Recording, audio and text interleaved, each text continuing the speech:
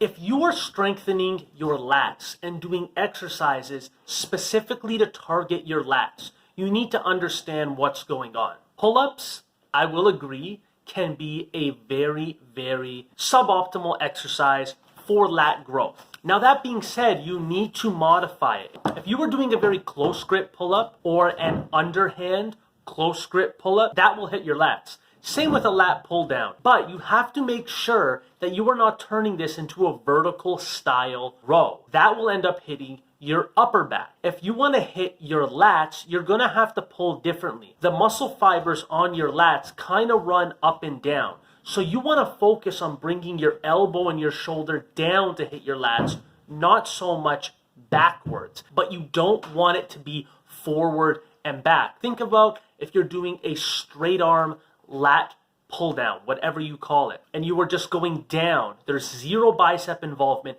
zero upper back involvement. That's a great way to hit your lats. But that's not the only way. You can modify your rowing exercises, such as a dumbbell row. Instead of rowing back, you can let it float forward and then pull towards your hip.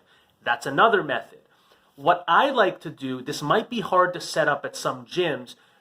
Very few gyms actually have this machine. It's where you're doing like a high pulley row and the actual part you're pulling from is above your body. Now you can set this up, you can MacGyver it on some pulley system, but you need to have the foot plate to keep yourself stabilized. If you're doing this on just a cable machine, when the weight gets too heavy, it might start pulling you forward and out of position and it might not work.